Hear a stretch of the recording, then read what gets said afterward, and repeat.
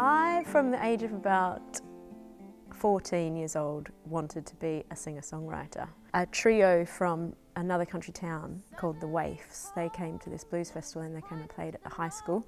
And they're two sisters and a friend, and the two sisters were the lead vocalists and they sang these gorgeous harmonies, and I was absolutely blown away, and I just thought, that's what I want to do. Oh, this is how you disappear without going anywhere.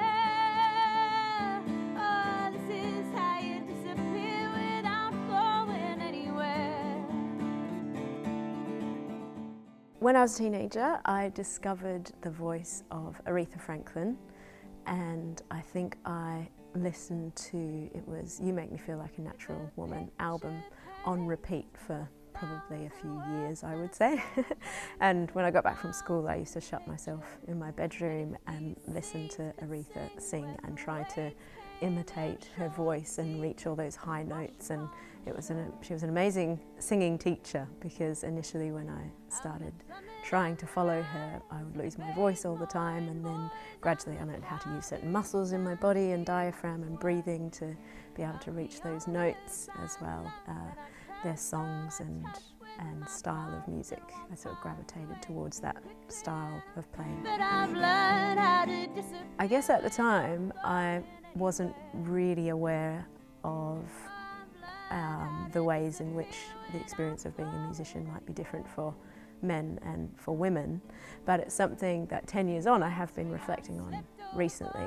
And I was in an all-girl group with Emily Barker and the Red Clay Halo, and I can see now how much things have changed and advanced in the conversations that we have about equality. And you know, at the time I wasn't necessarily aware of certain sexism that was happening. As a woman at that time, 10 years ago, in my sort of mid-20s, there was so much based on appearance, and being in a four-piece female group, there was so much about appearance, and the first question that you'd ever be asked in an interview was how old you were.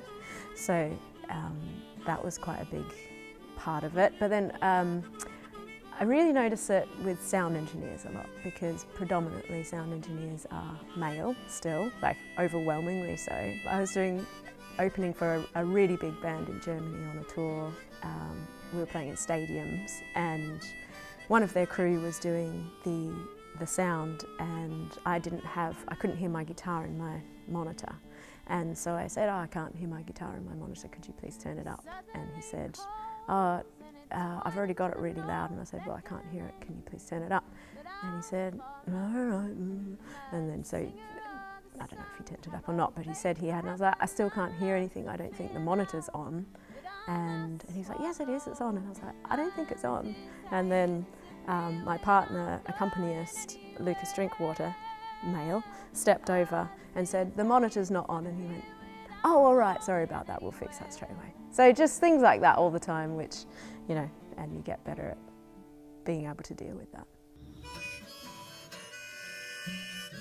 I think women have always been prominent in the music scene, but I don't think that they've been given the opportunities in the same way that men have. And what is great is that there is now an awareness about that. And I remember, I think it was a couple of years ago, where one clever person redesigned the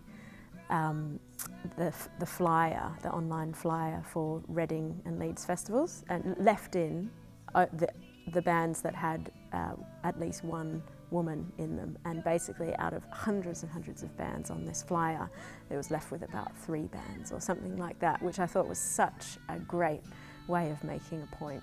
And I feel like now there's a lot more pressure put on to bookers and to promoters to make sure there's equal billing, or at least, you know, as close to that as possible. I love all my work, actually, to be honest.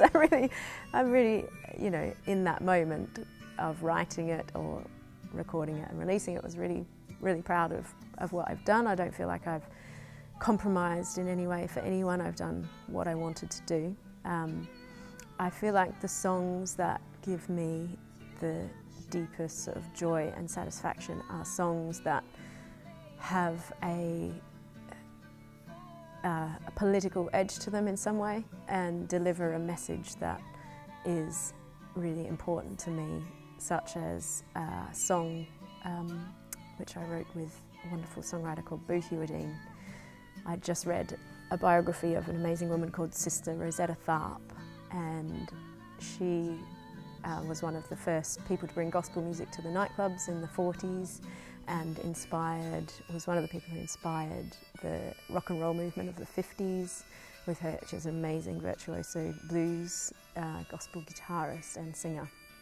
And I wrote a song in memory of her because I felt like she wasn't remembered by history because of the fact that she was black and a woman. And she ended up being buried in an unmarked grave in Philadelphia in 1973, despite what she had contributed to contemporary music. And so I wrote a song in memory of her, and it brings me a lot of joy to introduce her to crowds, and I do a little spiel before I perform the song, and then people go and check her out. And so creating awareness of somebody such as Sister Rosetta, who there are sadly so many people, throughout music history, women in particular, who have been forgotten about. Well, this was sort of an unplanned collaboration which came about through a songwriting workshop in Stroud, actually, where I live, which was organised by Catherine Williams, and there was, I think, about 14 other singer-songwriters, and we all got together over 4 days, and Kath would partner us up with various people, and we'd go off. It was in a convent, it had all these rooms, so we'd go off into a room and spend the day writing, and then in the evenings perform our songs to one another.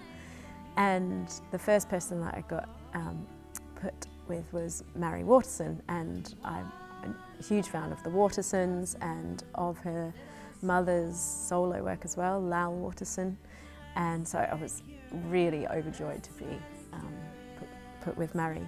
And within half an hour of us meeting in this room, we had a song. We'd written it in about half an hour, and it was just, we really got connected creatively. And so after that, I ended up going up to Robin Hood's Bay, where she lives, and such a stunning location. And we had a weekend together, and we just, in that same way, Mary had various lyrics, and I had all these musical ideas that I'd sort of been storing up as well. So I'd hear, she would read me her lyrics, and I'd go, and then we'd have a listen through to some ideas and work out what connected, or I'd write something on the spot. Then she came to Stroud for a weekend, and within probably less than 10 days we had 14 songs or something like that, which is